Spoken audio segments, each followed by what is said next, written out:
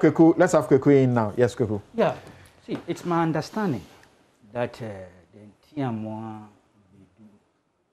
report is yet to be implemented. That's my understanding. Yeah. So the issue of whether they be paid salaries as recommended by this committee doesn't arise. They have not been paid. What are they refunding? Allowances from 2017 to 2021. The last bit of the payments that have been made in 2021 is January to March. Allowances. It's a fact that normally you come into office, you do almost the entire 4 years. It's when you are going out that you do the review and then you get a back pay. So you top it up. So this would have been topped up. They would have gotten top up for it. Would have been. I'm saying as we speak, it is my understanding that the TM1 Bedu report is yet to be implemented. That's the point I am making. Though it has been approved by Parliament. So there's an approval by the legislature. There is not an operationalization of that approval by the executive. The focus is still on the allowances, which began, we all know, from the year 2000, backdated with effect from 1997, January. So we'll be living with this reality for many, many years as the TUC recollected. Yeah. And what I found interesting is that all the committees, we had 3 Chinrihesi, Green Street, we had 2 Chinrihesi, that's 5. Then we have a Ramadi, 6, and then 7, this one. I take out the Yamsen one because it was of a certain peculiar character. Each of those committees, if you read their reports carefully, raised some of the issues we are raising here. The disparities, the distortions, the relativities, the inequities. None of them was unmindful of that key issue. And indeed, almost all of them, beginning with Chinrihesi, went back to look at all the committees and commissions that we had constituted on wages and salaries over the years. Chinrihesi went as far back as 1950, the Library Commission. They referred to Isifu Ali, Meosodwe, Jampo, all those things. And they recognized that, look here, Article 71 office holders and the packages that are being delivered to them based on, of course, not exactly on the Constitution. The Constitution mandates the committee to be formed to look at privileges, facilities, and things. But the fleshing comes from the committee's recommendations, then, of course, subsequently approved by Parliament and the Executive. They recognize the fact that this is a challenge, that there's a section of the Ghanaian public service that would not be too enthused about Article 71 office holders and the benefits and privileges that come with it, and actually go forward to recommend doing things that can bridge the gap. It's the same sentiments being expressed here. It's an honest admission that there is something, the gap is too huge and must be bridged if people are to continue having confidence in what the Constitution prescribed. The issue about first and second ladies, what do they do, what do they don't do, is also like an issue out there. But I think gradually, listening to my friend Dr. Broby Tarzan, he doesn't mind me calling him Tarzan, and Kofi, and even here, you see that gradually we appreciate that they are not just sitting somewhere doing absolutely nothing. And I'll give you an example. This is a letter dated 21st December 2009 from the office of the Vice President, then President Mahama. Maybe people have forgotten. When an office was located to his spouse, Lodina Mahama, there was chaos. People were arguing left, right, center, why give? It didn't make sense. The noise, didn't make sense. President Mahama then wrote this letter to Shraj, the Human Rights Commission. I'll pick some excerpts. He says, Bungalow number C2 of this first... is dated when? This is dated 21st December 2009. Signed by John Dramani Mahama, Vice President of the Republic of Ghana. Copied to the President, the Chief of Staff, the Honorable Minister of Works and Housing, the Attorney General and Minister of Justice. And also to a newspaper editor, Searchlight newspaper, because they were leading the argument that the second lady did not deserve. This is what John Mahama said. He says, the said property, the first off-circular road, which was one of the bungalows on the list, was allocated to Mr. Senti Bafuboni, who declined and expressed a preference to continue living in his own house. The said property was subsequently released to my wife for use as an office for receiving visitors and continuing her public charity and humanitarian work. This decision was informed by the fact that following my being sworn in as Vice President, my wife has been compelled to adjust into a new role in respect of invitations to carry out various public activities, including receiving distinguished guests such as Queen Mothers, spouses of ambassadors, directors of NGOs, orphanages, and other such visitors.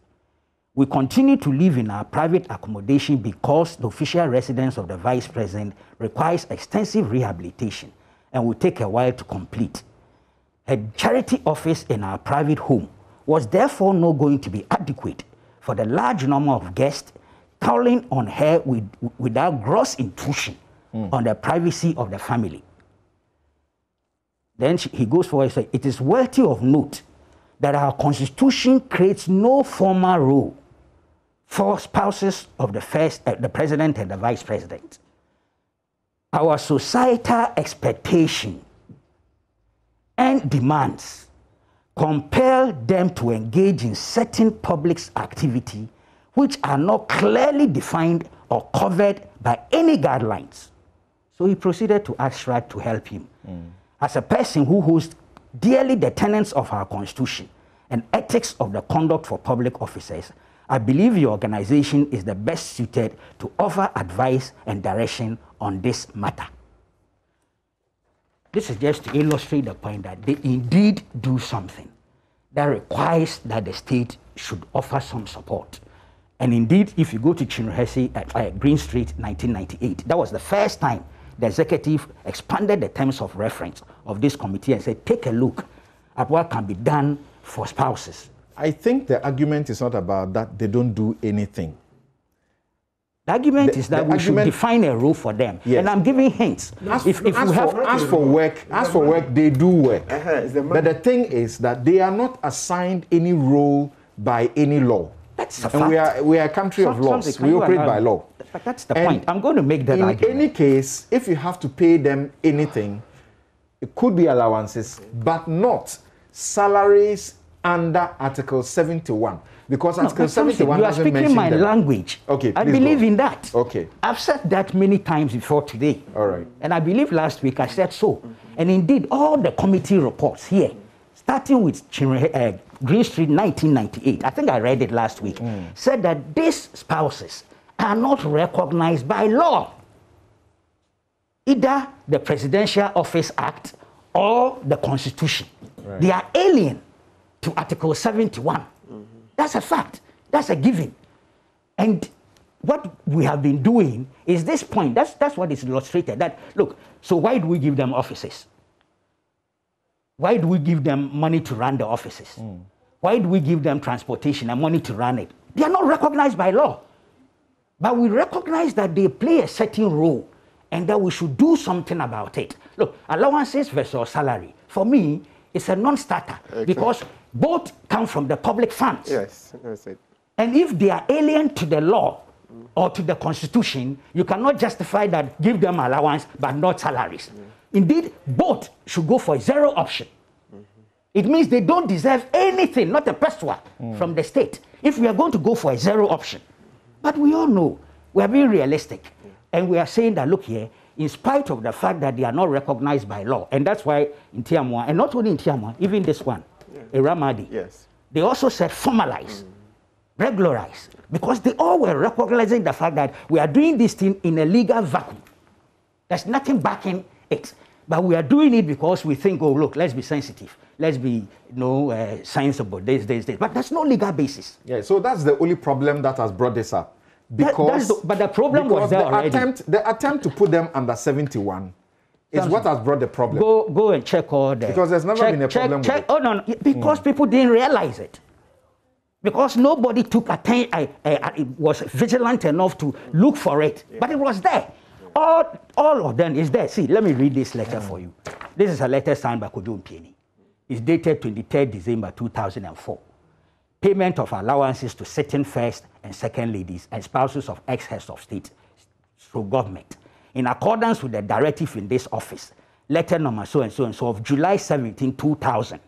His Excellency the President has given approval for the release of an amount of 2,352,971,800 cedis to pay the arrears, listen to arrears, of allowances of sitting first and second ladies and the spouses of ex-heads of states through government as per the computations attached.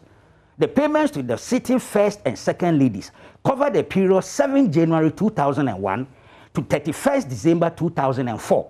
While those to the spouses of ex-heads of state cover the period 1st April 2000 to 31st December 2004. Your ministry is authorized to take the necessary steps to put the decision in effect and to have the payments mechanized with the effect from January 2005. Right. The bottom line argument I'm making is that spouses are alien to the Constitution per Article 71. We are saying so. So why even think of giving them offices, vehicles, and allowances from the state coffers? Why think so? There's no legal basis, but it was a humanitarian. That sensitivity, we all say, oh, these people are doing something. That is permissible. But to try to elevate them to Article 71... Permissible by law? Yes. Which law? Because it's permissible. Which law? Because it's permissible. I don't get it. Which law? See, and check all the reports. Check the facilities, the table that come with the facilities and privileges. Spouses are mentioned in there. When they are in office. There are few occasions when the president is out of office. Spouses are also mentioned to enjoy that benefits. I'm saying that I don't know what you mean by permissible, except to reference me to a law. The reason is you haven't yet done all that. The reports clearly acknowledge that it is an illegality. Thank you. If you elevate it into Article 71. But that is, but look, Atudazi's each time.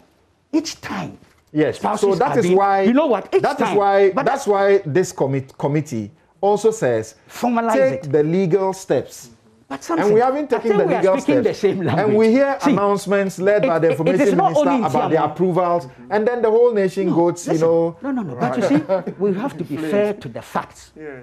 This is not only this committee that has recommended formalization and regularization. Yes, the last one, this one, Iramayade did say, and actually pointed to the fact that this thing happening, there's no legal basis, there's no constitutional basis. And I think that one we all now agree. I'm not sure there's anybody out there. Okay. But I'm saying if the bottom line, and Atudazi's 16th August 2000 letter, actually it makes the point. Let me read the first paragraph. It says, His Excellency the President has approved proposals from the Green Street Committee on salaries and emoluments for specified persons in accordance with Article 71, 1992 Constitution.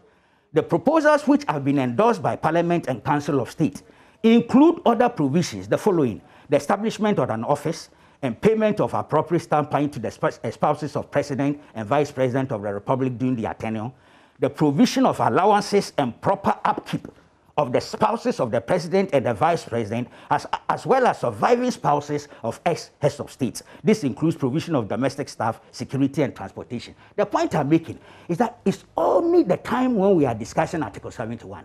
Check the committee reports, check the cabinet documents. It's when the spouses are brought on board. Definitely. But we agree that they don't belong there. Okay. But that's the practice. All right. And so my position is that if they are alien to Article 71, which indeed is the case, whether you're paying salaries or allowances, which is coming from public funds, I will question it. Bottom line argument.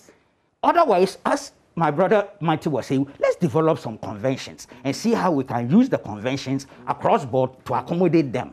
It goes back to Parliament. Look, Parliament has the power to move a motion for recession. of what they have approved. The fact that it's the last parliament, I don't think falls in the context that parliament changes and so they have to bring it back then. You read from it, okay? We have an instance. 2000 and, please let me just finish. 2017, 5th January, Parliament sat to actually review with the motion of this Irama Ade committee, because through Yamson, it had come, and then I think, yes, Irama Ade and another one, this one.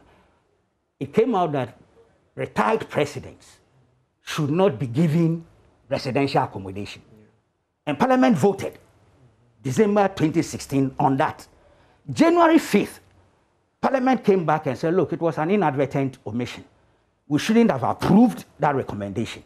So Parliament went out of its way, moved a motion, and deleted the point that we shouldn't give retired president a residential facility, and inserted it. So they have the power, they can do that.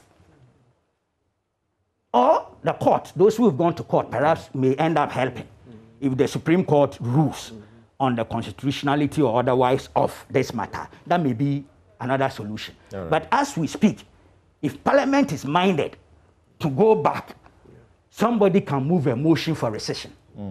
All right. Thank you very much. This has been Newsfile. It's your most authoritative news analysis platform. And as always, here on Newsfile, we put Ghana first. It's brought to you by Bank of Africa, strong as a group and close as a partner, MTN everywhere you go. At Chelsea University, educating ethical and entrepreneur leaders for Africa. Robert & Sons, seeing is believing. Waylead, home is where one starts from. Star Assurance, your solid partner. First Code Management Service. Industry, get it right. The New School, knowledge, compassion, leadership. Duraplus, where Duraplus goes, water flows. We'll be right back to ask questions about what may happen to the MP who has been saying some things. Not new, but it does appear we are paying attention to him one more time. We'll be right back.